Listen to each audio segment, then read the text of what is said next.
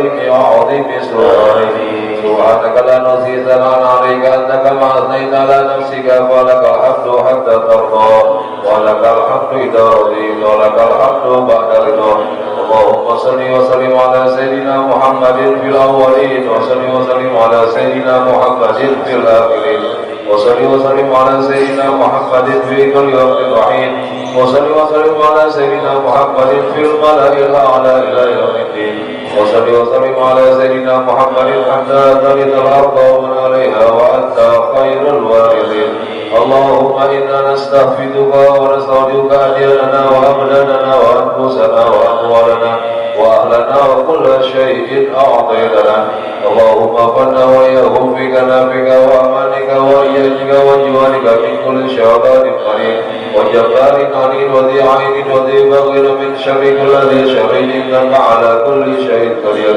اللهم أحطنا بالتقوى والاستقامة وأعنا من موجبات الندامة في الحال والمال إنك سميع الدعاء وصل اللهم بجمالك وجلالك على سيدنا محمد وعلى آله وصحبه أجمعين وارزقنا كمال المتبعات له ظاهرا وباطنا يا أرحم الراحمين يا أرحم الراحمين يا أرحم الراحمين ورزقنا ربك رب العزة عما يصفون وسلام على المرسلين والحمد لله رب العالمين يا ربنا اغفرنا بأننا اغترفنا وأننا أسرفنا على اللظى أسرفنا وتب علينا توبة تغسل كل هوبة واستر لنا أورادي وآمن روعاتي واغفر لوالدينا ربي ومولدينا والأهل والإخوان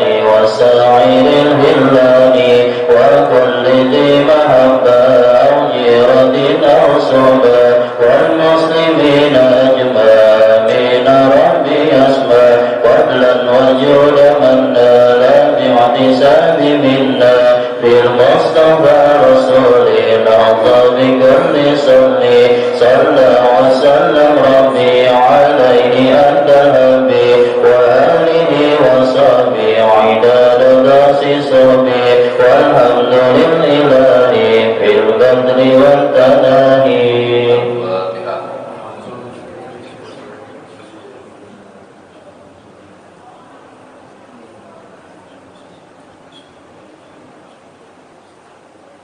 يا ربي بالمصطفى بلغ مقاصدنا واغفر لنا ما مضى يا واسع الكرم يا ربي بالمصطفى بلغ مقاصدنا واغفر لنا ما مضى يا واسع الكرم من هرم ليلا إلى هرم كما سرى البدر في داج من الظلم يا ربي بالمصطفى بلغ مقاصدنا واغفر لنا ما مضى يا واسع الكرم لن ترقى إلى أن نلت منزلة من قاب قوسين لم تدرك ولم ترم يا ربي بالمصطفى بلغ مقاصدنا واغفر لنا ما مضى يا واسع الكرم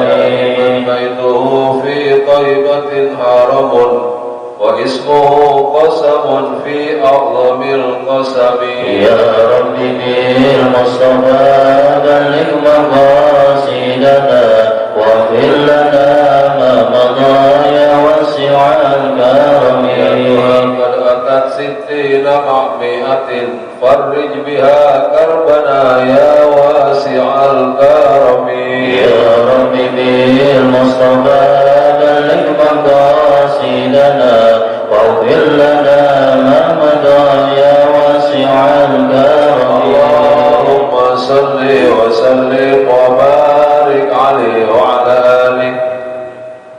Bismillahirrahmanirrahim. Alhamdulillah alladzi bi dzikrihi tatma'innul qulub wa bi rahmatihi tughfaru dzunub. Tsumma salatu wassalam ala nabiyyina wa imamina wa hujjatina wa maulana Muhammad al-fatih lima ughliqa wal khatim lima sabaq ناصر الحق بالحق والهادي إلى صراطك المستقيم وعلى آله وصحبه حق قدره ومقداره العظيم. اللهم أخرجنا من ظلمات الوهم وأكرمنا بنور الفهم وافتح علينا بمعرفة العلم وحسن أخلاقنا بالعلم وسهل لنا أبواب فضلك وانشر علينا من خزائن رحمتك يا أرحم الراحمين. سبحانك لا علم لنا إلا ما علمتنا إنك أنت العليم الحكيم. رب اشرح لي صدري ويسر لي أمري واحلل عقدة من لساني يفقهوا قولي أما بعد. Alhamdulillah, puji dan syukur kita haturkan kehadirat Allah Subhanahu wa taala atas nikmat yang telah diamanahkan kepada kita. Malam ini kita dapat kembali melaksanakan kewajiban kita untuk selalu beribadah kepada Allah Subhanahu wa taala. Mudah-mudahan seluruh ibadah yang telah kita lakukan, yang malam ini kita kerjakan maupun yang masih kita niatkan, semoga Allah Subhanahu wa taala berkenan menerimanya dan memberikan keridhaan kepada kita semua. Latih yang tadi kita baca, semoga Allah berikan ketenangan kepada hati dan pikiran kita.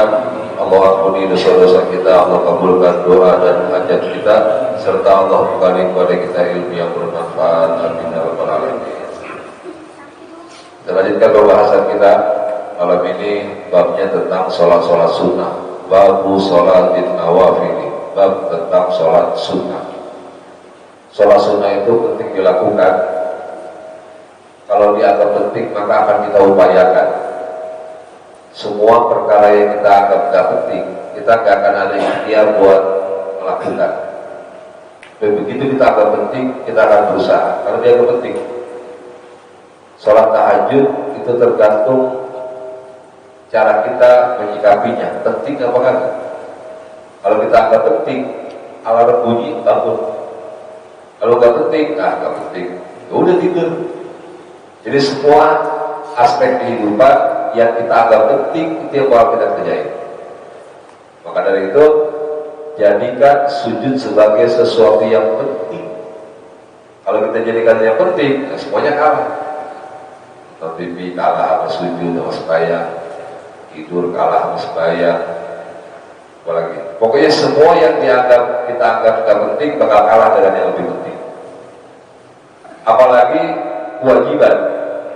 Kalau sudah merupakan kewajiban, maka di atas yang penting sudah wajib.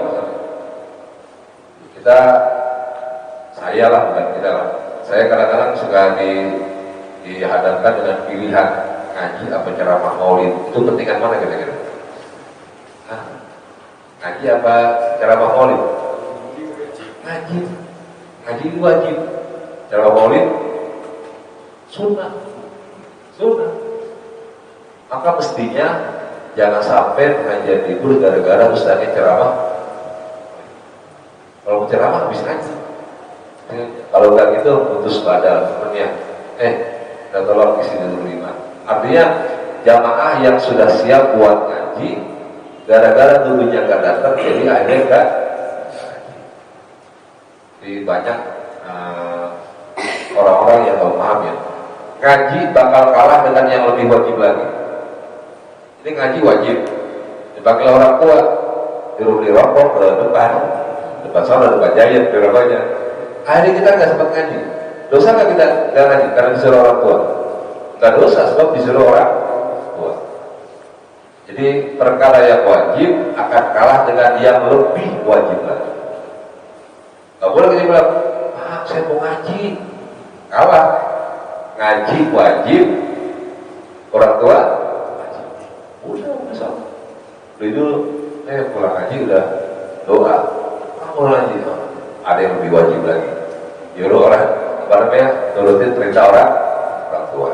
Dan sholat sunnah ini sangat banyak, terbagi menjadi 3. Aqsamun nawafili thalathatun.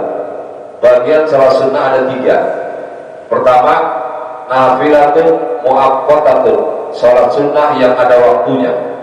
Yang kedua, nafilatun dzatu sababin, sholat sunnah yang ada sebabnya. Yang ketiga, nafilatun mutlaqatun, sholat sunnah mutlak. Jadi dibagi 3. Pertama, nafilatun muaqqatatun kat tarawih wal witri, sholat sunnah yang ada waktunya seperti salat sunnah tarawih. Itu ada waktunya. Di luar Ramadan ada tarawih? Nggak ada. Khusus bulan puasa. Karena khusus bulan puasa sebisa mungkin jangan ditinggal. Sebisa mungkin. Kenapa? Ini cuma ada musimnya dia. Musimnya Ramadan doang. Mumpung ada Ramadan, ada tarawih, jangan ditinggal. Jangan bilang tarawih kan sunnah. Sembahyang boleh, nggak sembahyang nggak apa-apa, orang sunnah. Tapi ingat ini cuma ada di Ramadan doang. Di luar Ramadan nggak ada. Maka dari itu tarawih jadi hal yang penting untuk kita upayakan.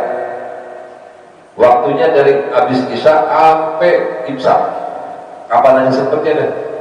Senin sampai Jumat, barangkali kita pulang malam capek, nggak sempet sembahyang tarawih di musola. Udah pulang kerja jam 9 tarawih. Berapa rakaat mampunya ya kerjain. Bosan 2 rakaat. Udah 2 rakaat sudah bang, isi absen aja udah. 4 silakan 4. 8 silakan 8. Jadi ada 3 pendapat ulama. Pertama 8 rakaat, kedua 20 rakaat, ketiga tarawih bagian dari qiyamul lail. Kalau 8 rakaat ikut Nabi, yang 8 rakaatnya tapi suratnya yang ada panjang. Terus saya bilang, Nabi kalau salat tarawih rakaatnya cuma 8, tapi suratnya yang panjang. 4 juz atau 5 juz itu.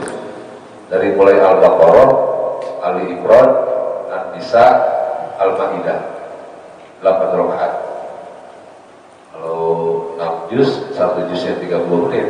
Kalian tahu berapa? 1 juznya katakan 30 menit. Ini baca, bukan sembahyang. Baca Quran, ada harus kita 1 juz katakan 30 menit. Kalau 6 juz, berapa berarti? 36 apa? Bingung ya? Nah, berarti kan 2 juz 1 jam. Kalau 6 juz 3 jam.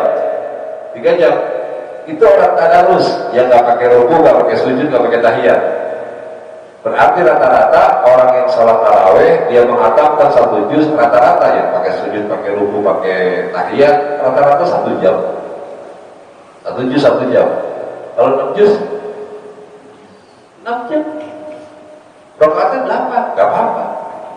Kira-kira ada nggak orang yang sebanyak 8 rakaat apa yang 6 jam? Nggak ada. Jadi kita kadang-kadang ikut sunnah versi kita, bukan versi Nabi. Yang kedua, 20 rakaat. Ini mazhabnya Sayyidina Umar bin Khattab yang imamnya Ubay bin Ka'ab. Mereka melaksanakan tarawih awalnya masing-masing. Jadi berlomba-lomba mengambil fadilah berdiri yang lama waktu sholat tarawih. Ya kalau sahabat banyak hafal Quran, boleh banyak, barangkali semua hafal Quran. Sebab begitu turun 1 ayat, 5 ayat, 10 ayat langsung dihafal. Itu sahabat. Jadi begitu mereka sholat tarawih, masing-masing tidak ada berjamaah. Mereka berlomba-lomba main lama-lamaan diri untuk baca Al-Quran dalam keadaan berdiri. Sehingga bisa jadi ada yang 3 jam, ada yang 6 jam. Ya semampunya, semuanya dia. Nah, di zaman Khalifah Umar dirembukan sama ulama-ulama yang ada dari kalangan sahabat. Mereka ingin supaya tarawih dilaksanakan secara berjamaah. Akhirnya untuk bisa membuat orang tarawih itu tidak merasa lama, tidak merasa kecepatan, dipilih rakaatnya 20 rakaat dengan ayat yang standar, panjang kagak, pendek juga enggak. Kenapa? Sebab yang di belakang yang jadi makmum ada orang tua, ada anak-anak, ada orang yang sehat, ada yang orang yang lagi pikirin besok kan sudah jatuh tempo. Ya macam-macam kan, ada macam-macam pikirannya. Sehingga apa? Dibikin solusi yang sangat sederhana, rakaatnya ditambah 20 tapi ayatnya yang standar. Itu imamnya namanya Ubay bin Ka'ab. Yang ketiga, tarawih bagian dari qiyamul lail. Kalau qiyamul lail nggak ada rakaat yang dipatok berapa. Paling dikit 2, paling banyak ya semampu 100 rakaat silakan. 360 rakaat silakan semampunya kita. Capek kita berdiri, duduk. Jadi saudara kalau pulang kerja, capek, ya rumahnya kan kerja di fluid, naik motor, sampai rumah kan mata tuh udah panas banget. Nah, terawih duduk aja deh.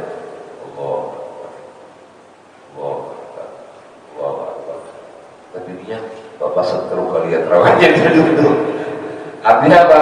Boleh sholat sunnah yang kita kuat berdiri, tapi kita ambil posisi duduk, gak apa-apa. Sakit kita pengen gak mau ninggalin terawih. Di terawih itu penting.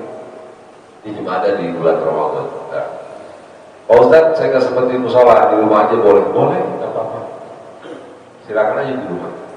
Bahkan anjuran dari Nabi apa? Nawiru buyutakum bisolah wa tilawatil Quran. Sinari rumah dengan sholat-sholat sunnah. Dibikin rumah bercahaya.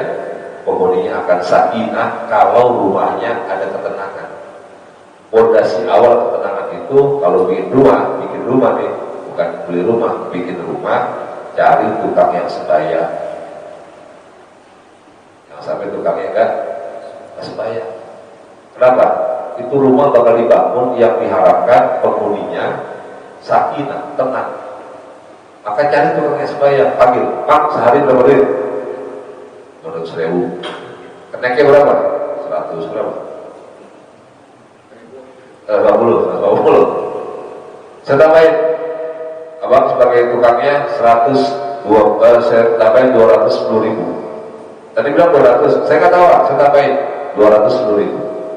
Kenainya pego, saya tambahin 160.000. Mau nggak? Mau lah, ditambahin. Gak perlu ditawar, ditambahin. Tapi ada syaratnya, Zohor sama Asar supaya ini kayak wali baru, mereka baru bukan. Ini baju kokohnya, ini pesinya. Zohor, Asar supaya. Maghrib Isya gak kelihatan sama saya. Zohor Asar kan di rumah saya. Saya minta buat sembahyang Zohor, sembahyang Asar. Ente kerja sama saya tambahin, bukan saya kurangin. Udah pahala dapat dari Allah, saya tambahin 10.000 setiap sholatnya. Terus dapat kain, dapat baju kokoh. Kalau nggak mau, kebangetan itu kan. Kita pengen rumahnya sakinah. Kalau sakinah, Tuhan harus bayar. Yang lebih miris hati kita, Pak. Orang bangun musola, tukang bangun musola, mesti tes bayar gitu kan? Aneh kan? Bangun masjid, bangun musola, tukang tes bayar. Ada nggak tukang yang gitu? Mana dia orangnya? Ada nggak di sini? Yang dia bangun musola, yang dia bangun masjid, masa tidak sebaya? Itu bukan orang itu. Nah, yang lebih parah lagi nih. Saya udah nggak tahu jalan keluar bagaimana. Tukang gali kuburan nggak sebaya. Ada nggak tukang gali kuburan yang nggak sebaya? Ini yang salah nabinya atau yang makan setan ya? Nabi yang bilang al-maut khairul mu'addin, kematian adalah pendidikan terbaik. Orang dengar kematian, dia buru-buru pengen taubat. Orang yang dari kuburan, dia tahu persis bagaimana pengapnya kuburan, bagaimana sempitnya kuburan, bagaimana gelapnya kuburan. Dia tahu, dia gali. Kok nggak sebayang gitu? Kan bingung gitu. Bingung, bukan balik kuburan. Kalau orang yang mancing nggak sebayang, emang jauh mati dalam mancing mana? Tapi kalau dia dari kuburan nggak sebayang, bingung kita orang. Apa dia bisa sadar? Mungkin dulu kan harus bayar. Walhasil bahwa sembahyang sunnah itu penting kalau keadaan jalan berjamaah dikerjakan di rumah kita. Fungsinya apa? Buat menyinari rumah kita biar sakinah mawaddah warahmah. Maka ya sholat-sholat yang di rumah, yang kayak duha di rumah begini, tahajud di rumah aja, apalagi hajat di rumah aja. Yang sholat apa? Ini sholatnya dianjurkan buat menyinari rumah kita dalam rumah. Yang kedua, tilawatil Quran, baca Quran di rumah kita biar tenang. Saudara bakal bisa bedain mana rumah yang sering dibacain Quran, mana rumah yang gak pernah dibacain Quran. Itu hawanya beda. Bukan sebelum malu bahwa tenang aja, enak. Oh iya, dia tiap kali bacain Quran. Itu kita masuk tuh betah. Apa? Ada aura positif yang bikin kita jadi merasa tenang di situ.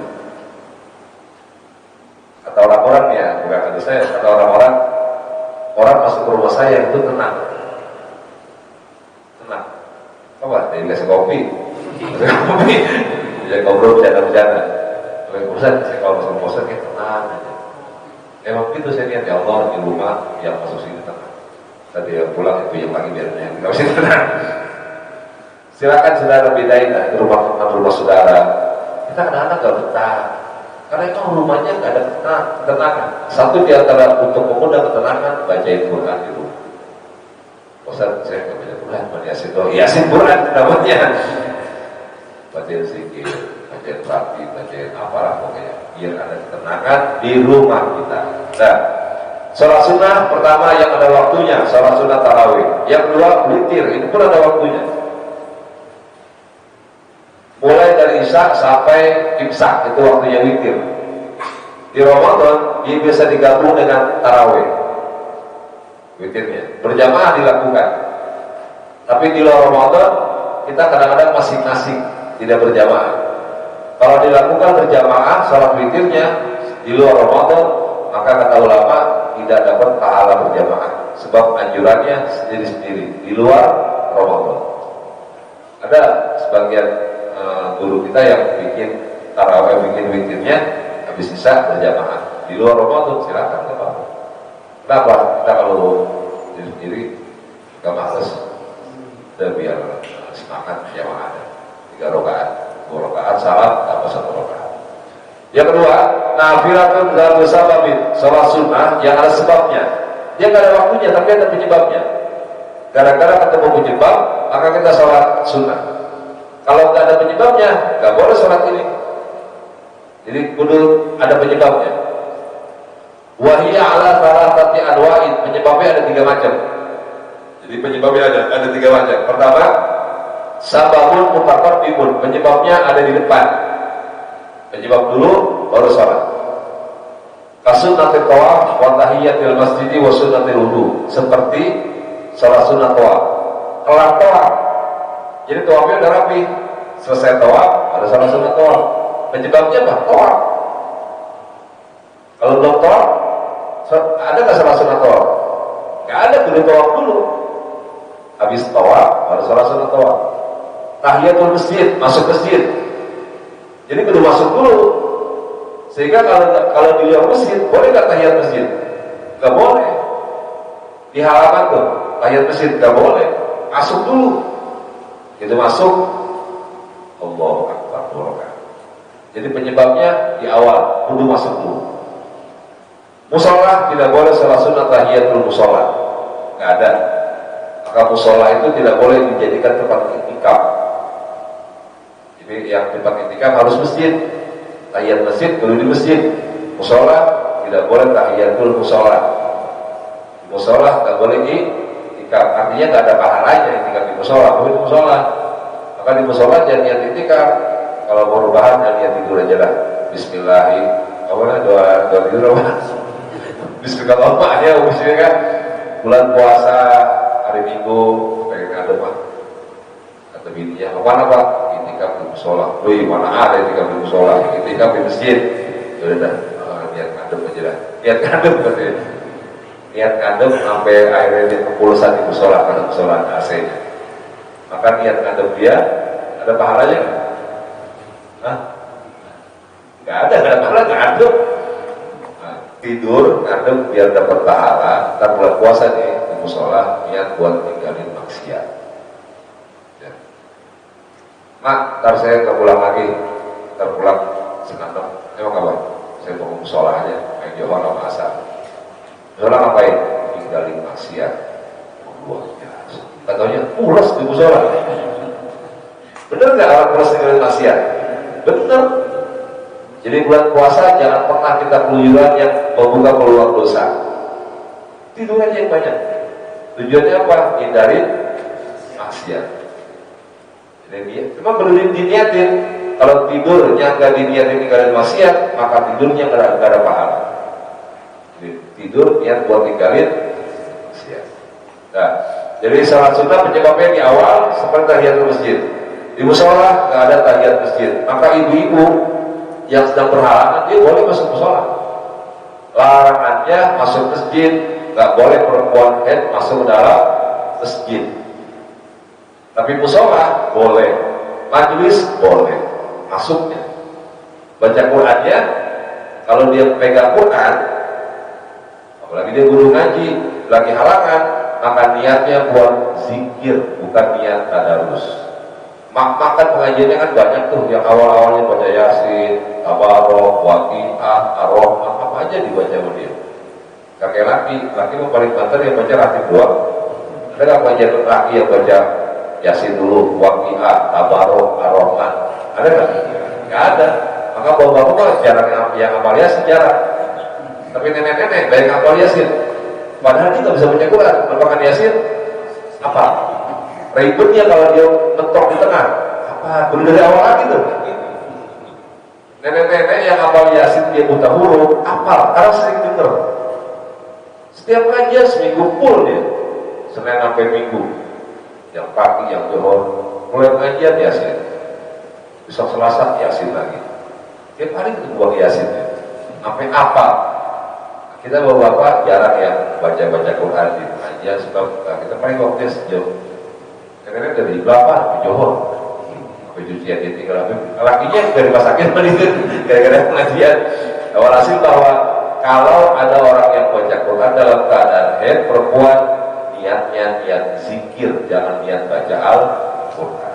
Nah, di musola maka nggak boleh niat i'tikaf, yang berhalangan boleh masuk musola. Tahiyat masjid 2 rakaat. Yang ketiga seperti sunnatil wudu, salah sunnah wudu. Kan penyebabnya ada, kelar wudu. Ini nggak mengenal waktu. Apalagi saudara wudu, salah sunnah wudu 2 rakaat. Kalau wudunya salah sunnah, boleh. Wudunya habis sembahyang subuh. Habis sembahyang subuh kita pengen kamar mandi, keluar buang air, wudu. Habis wudu, kan mesti kan nggak boleh salah sunnah setelah subuh. Karena ada penyebabnya, maka boleh. Apa penyebabnya? Habis wudu. Habis wudu kita, maka boleh salah sunnah wudu 2 rakaat. Ada penyebabnya. Ya, jadi diantara penyebab sholat yang di depan penyebabnya sholat sunnah tawaf, tahiyatul masjid, dan sholat sunnah wudu. Yang kedua, sunnatul muqarinun. Sebabnya, sababul muqarinun, penyebabnya berbarengan. Kalau dia sudah hilang penyebabnya, udah nggak boleh lagi. Sepanjang penyebab masih ada, boleh sholat sunnah. Tapi kalau penyebabnya udah nggak ada, udah nggak boleh. Jadi waktu pelaksanaan sholatnya begitu ada penyebabnya. Contohnya kalau kusufaini seperti sholat sunnah gerhana, 2 gerhana, matahari bulan. Sepanjang dia belum ketemu, ini belum sholat sunnah. Udah ketemu dia, baru nempel doang dikit, berarti udah masuk sholat sunnah gerhana, siang matahari, udah nempel dia. Sampai dia ketemu. Sampai kapan? Sampai dia pisah. Dia udah pisah tuh antara bulan sama matahari, berarti udah habis penyebabnya. Kayaknya salah sunnah gerhana tuh waktunya ya lumayan panjang, bisa 2 jam. Yang lihat tuh bisa kesukaan kita. Oh, bisa gerhana bulan mulai jam sekian sampai jam sekian. Kita pilih yang mana aja kita sempat. Oh, mulai jam 8 katakan sampai jam 10. Jam 8 sholat silakan. 9 silakan sampai bulan bintang ke bulan mataharinya terpisah. Jadi yang kedua model sembahyang sunat yang ada sebabnya berbarengan dengan sholat sunnahnya. Yang ketiga sababun mutaakhirun, penyebabnya ada di belakang, di akhir. Jadi belum ada penyebabnya dan berbarengan, tapi di belakang penyebabnya tadi. Didahulukan sholatnya untuk penyebab yang di belakang. Apa contohnya? Kasunnatul istikharah, seperti salah sunnah istikharah. Kan dia mau milih tuh, ini ada panggilan kerja ke luar negeri, Malaysia, bingung di Jakarta atau di Malaysia. Dia mau milih, ragu istikharah. Kan belum milih, istikharah udah milih belum milih, baru mau minta pilihan. Dia belum ketok palu, baru mau minta. Di salah sunnah 2 rakaat istikharah. Penyebabnya tak disbayang, baru dia pilih. Dapat isyarat, baru dia pilih. Oh, ternyata di Jakarta aja, jangan keluar negeri. Barangkali itu pilihan. Artinya penyebabnya di akhir bukan di awal dan tidak berbarengan. Itu penyebab. Terus bagian yang ketiga dari sholat sunnah, nafilatun mutlakun, sholat sunnah mutlak. Ini gak ada penyebabnya, gak ada waktunya, jadi kapan aja boleh dilakukan. Namanya sholat sunnah mutlak, bukan hajat, bukan istigharah, bukan taubat. Udah bingung dia supaya apa lagi ya? Kalau nggak bisa tidur, tasbih udah, hajat udah, taubat udah, sholat macam-macam udah semua. Witir udah 11, udah saya rawat habis semuanya Pak Ustaz. Saya bingung supaya apa lagi ya? Saya lagi benar-benar sembahyang gitu ya. Ya udah, sholat sunnah mutlak. Usolli sunnatan lillahi ta'ala. Allahu Akbar. 4 rakaat salam. Usolli sunnatan lillahi ta'ala. Allahu Akbar. 2 rakaat salam lagi. Masih kuat juga. Usolli sunnatan lillahi ta'ala. Allahu Akbar.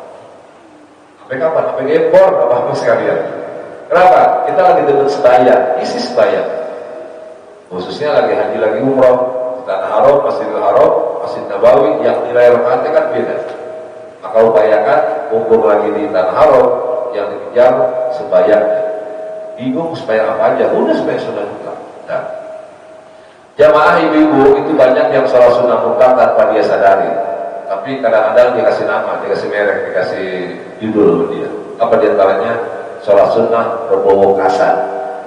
Karena ibu-ibu pada bikin itu Rebo Kasan, Rebo akhir bulan apa? Bulan Safar sebelum Maulid. Kalau di Jagal ada orang sembahyang sunnah Rebo Kasan, pukul 7 pagi sembahyang sunnah. Itu sholat sunnah mutlak, bukan sholat sunnah Rebo Kasan. Rebo Kasan bahasa Arab bukan? Bukan bahasa Jawa, bahasa Jawa ya. Jawa, Rebo Kasan. Rebo akhir bulan Safar. Namanya Rebo. Di kalender apa? Rabu apa Rebo? Di kalender Rabu. Bahasa Indonesia nya Rabu. Dia Rebo Kasan, itu bahasa Jawa. Tapi anehnya RSUD pasar Rebo apa pasar Rabu? Hah? Pasar Rebo. Mestinya pasar Rabu. Tapi itu saya baca RSUD Pasar Rebo, bukan pasar Rabu. Kalau pasar Minggu benar. Kita semua hari ada pasarnya.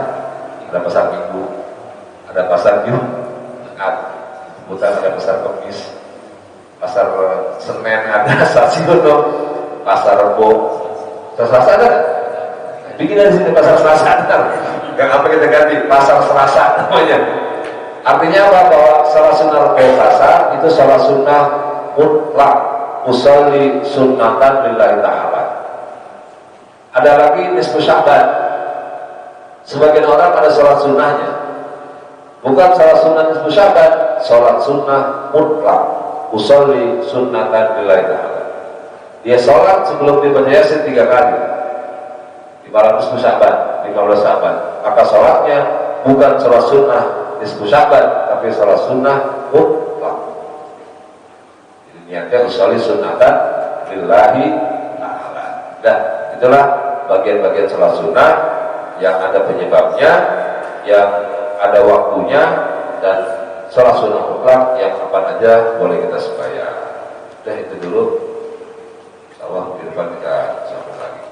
Belum saya tutup, saya mau ngajak jamaah buat nyambut Nabi Muhammad ya. Di rumah saya tanggal 22. Qala Rasulullah sallallahu alaihi wasallam afdhalu ma qultu ana wa nabiyyuna min qabli la ilaha illallah la ilaha illallah la ilaha illallah Muhammadur Rasulullah